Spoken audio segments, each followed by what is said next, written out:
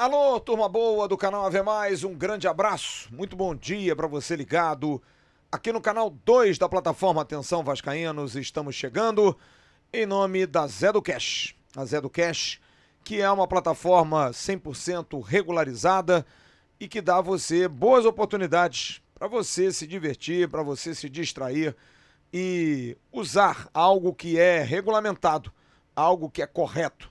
A Zé do Cash, que tem, através do QR Code que você está vendo aqui na tela, o caminho para o site, para você ver lá as dicas, as odds, mas o mais importante, que você se divirta com responsabilidade, você que tem mais de 18 anos. Zé do Cash, o melhor do jogo, parceiro também aqui do Acorda Vascaínos e do canal Ave Mais. Eu vou ser bem breve, porque esse comentário não é ao vivo, é gravado. E eu tô gravando logo depois do nosso pós-jogo. E quem viu o pós-jogo ontem no canal Atenção Vascaínos sabe que do jogo eu praticamente não falei.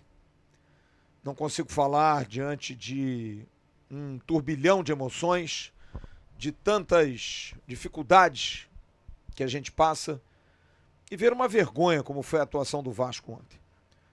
Não que a gente esperasse uma atuação assim, fora do comum, de um time que já jogou bem esse ano e que com certeza, em função principalmente das lesões, foi prejudicado. Não que o Vasco fosse creme de la creme, mas Adson, David, Paulinho, Jair fizeram falta sim na temporada.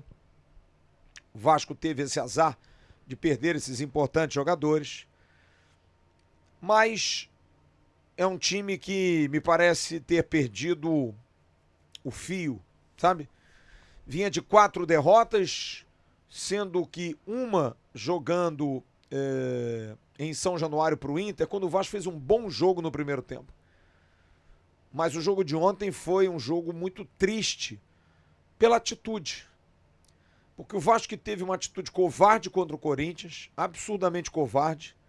O Vasco que teve uma atitude covarde contra o Botafogo. O Vasco que teve uma atitude covarde contra o Fortaleza. E que teve uma atitude digna, perdeu porque o Inter é melhor no jogo contra o Inter. Ontem voltou a ser extremamente passivo, como se não tivesse nem aí para as coisas, mesmo com a semana do Felipe, a demissão do Rafael Paiva. E eu queria falar sobre um tema que eu acho que a gente precisa mudar. E eu acho que eu sou muito pequeno para tentar isso, mas eu vou tentar de alguma forma gritar aqui, um pouquinho. Por que sempre o treinador é o culpado?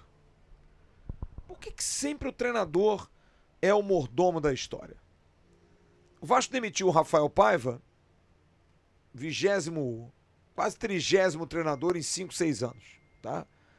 Então, eu achei, assim, que eu acho o seguinte, o Vasco tem um time limitado, ok? Para ser treinador do Vasco, você tem que ter, né, uma inventividade, tem que ser minimamente competente. O Rafael Paiva, quando entrou meio como tampão e foi levando, foi fazendo, arrumou espaço para os caras, botou os caras para jogar. Mas é claro, o time começou a jogar mal porque desanda, é um elenco limitado, perdeu jogadores lesionados. E aí o que acontece? Você manda embora o treinador. É cultural nosso. Só que é uma coisa que talvez eu já falei isso aqui, o Dom Quixote com os moinhos. Eu começo realmente a pensar seriamente se é, no caso do Vasco, a solução. Porque a gente vê o time jogando ontem. O Felipe é culpado? Tá, o Felipe escolheu lá o Alegria durante o treino. Disse que foi bem. Eu não consigo entender. Acho que não é um jogador que tenha nível para jogar no profissional do Vasco. Nem na base ele era destaque. Manteve o time, né? Aquela coisa toda. Fez nenhuma novidade. Até decepcionante. Esperava do Felipe coisas novas. Time mais agrupado, jogando junto. Não rodou. Não rodou. Porque ele fez trabalhos razoáveis em clubes, principalmente no Bangu, aqui no Rio, com jogadores tecnicamente piores, né? Mas no Vasco tem jogadores mais qualificados. E não rendeu, não andou. O Vasco foi muito mal.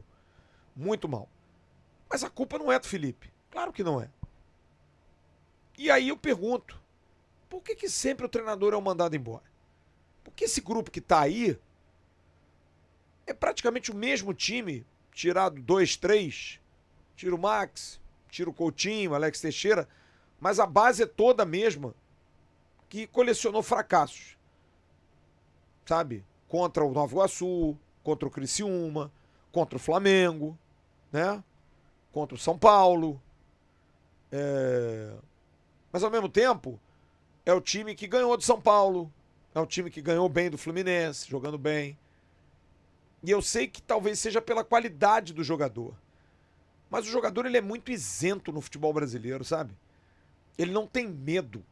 Porque ele sabe que no final das contas, mesmo que ele entregue a paçoca, mesmo que ele não jogue nada, o treinador vai ser demitido. Junta com meia dúzia lá, vem cá, vamos derrubar esse cara? Porra, pelo amor de Deus. E jogador é o cara que tem as cartas no campo. E se ele quiser derrubar, e derruba. Derruba. Quem disser que não é mentira, eles conseguem. E aí os ciclos vão rodando. E você demite treinador, e você demite treinador, e os jogadores acabam ficando os mesmos. Então é um ciclo vicioso que eu acho que você teria que criar uma maneira do jogador que chegar no clube e dizer, ó, você é tão responsável quanto o técnico, tá? A gente mede sua distância percorrida, o que você corre, o que você joga, como você treina. Aqui tem uma cartilha de disciplina. É mesmo, negócio meio, sabe, quase militar. Tem que ter, cara, disciplina. E acho que isso falta no futebol brasileiro. O futebol brasileiro, o jogador brasileiro, ele é muito, muito mimado. Muito mimado. É o roupeiro que faz a roupinha dele para chegar no vestiário, é a massagenzinha, é a vitaminazinha, é o check-in que eles fazem para você não sabe nem o que é fazer check-in em aeroporto e hotel. É muito fácil a vida do jogador de futebol. E não era, tá? Na minha época mais garoto não era essa moleza, não. Na Europa não é essa moleza toda, não. Tá? O jogador sabe se virar mais.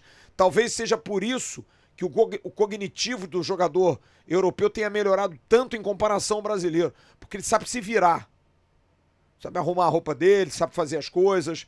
Sabe, aqui não, aqui tem sempre alguém babando o ovo, tem sempre alguém segurando o saco dele, tá sempre ali cuidando de tudo. O jogador é muito mimado. E aí quando você bate, quando você critica, eles ficam chateados e não falam. E agora não falam nunca.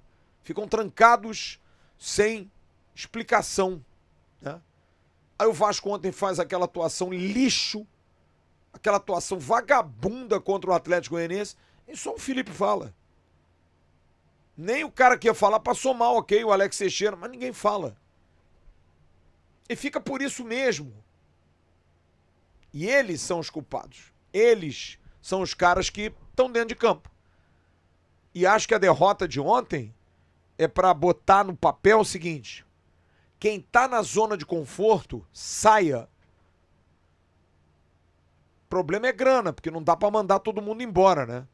Mas tem uma galera ali que tem que começar a ficar com medo. Tem que começar a achar, caraca, como é que eu vou arrumar clube ano que vem? Pra onde que eu vou? Né? Dá um exemplo, seu Lucas Piton. Tá jogando nada há muito tempo. O que houve, Piton? Qual é o problema? Qual é o problema? Hugo Moura, como caiu de produção? O que tá com Matheus Carvalho? O que tá acontecendo, Cocão? Tá de boa? Não. Seu Ryan, devagar, aí tem jogo que joga pra boa, mas tem jogo que não tá afim, aí corre devagar, como foi no lance do gol ontem, largou. O cara veio lá e largou completamente. Vou acompanhar o Luiz Fernando pra quê? Tá sempre chegando atrasado, tá sempre olhando, domina a bola na intermediária, gira e toca pra trás. Tem coragem, não tem força pra chegar, sei lá. Então alguns desses jogadores têm que começar a sentir um pouquinho de medo, cara. Começar a ficar meio assim, porra, vai ser ano que vem pra mim. Caraca, será que eu tô na barca? Será que eu vou ficar? Precisa ser feito. Porque tá muito cômodo a vida de quem joga no Vasco. E desde muito. Porque eu tinha uma esperança que esse time, que foi uma base, e eu acho que a base do ano passado merece crédito, É o Jardim. Piton tá mal, mas já jogou bem. Já se empenhou em alguns jogos. O Léo tá destruído. Tem Paulinho que tá fora. Tem o Verratti, que é um cara que tá num momento difícil. Mas tô começando a duvidar da postura dessa galera, sabe? O Vasco tem 2 gols ontem. Um que o Alex Teixeira larga no segundo gol e outro que o Ryan larga no primeiro gol. Ah, eu não tenho característica. Amigo, cria-se. Ou você vai deixar o cara fazer o gol porque você não tem característica de marcação. Você não marca. Aprenda que hoje o futebol moderno, quem tá na frente tem que marcar quem vem de trás. Porque senão eles têm superioridade. O Jean lembrou ontem, na final da Libertadores, o Botafogo com 10 homens, no primeiro gol tinha 5 caras dentro da grande área. Sabe o que é isso? Atitude, ousadia, presença, não covardia.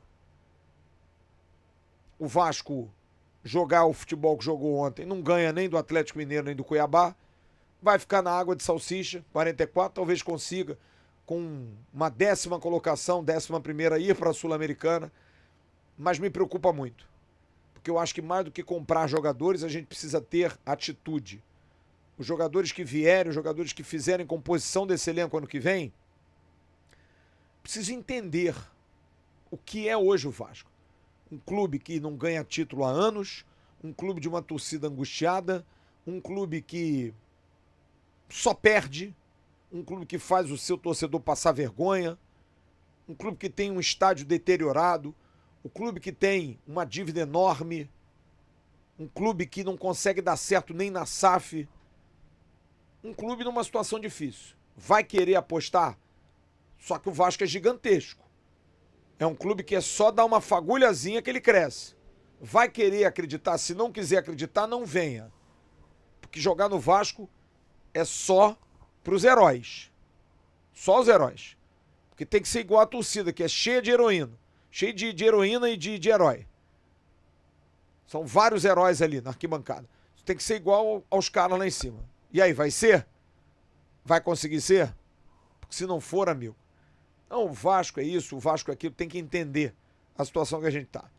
Senão, vai valer a pena não. Muito triste, vergonhoso, decepcionante, uma amargura, uma tristeza profunda de ver os adversários nossos progredindo, melhorando, ganhando títulos, e o Vasco nessa draga há anos, patinando, se apequenando, brigando politicamente. É briga dali, briga da acolá, é um que derruba o outro que derruba um. Times que não vão, quando parece que vão, não vão mais. Mas a culpa é do treinador. Vamos continuar demitindo o treinador, porque ele é o mordomo da história. Tá dando para mais engolir esse tipo de desculpa não. Tá bom? Em nome da Zé do Cash, estamos encerrando esse Acorda Vascaíno desse domingo. Dia 1º de dezembro, primeiro dia do último mês do ano de 2024. Que ainda bem está acabando para o Vasco. Está trazendo alegria, nem felicidade. Valeu, em nome do Zé do Cash. Estamos encerrando, daqui a pouco tem o Faísca Taon no canal Atenção Vascaínos.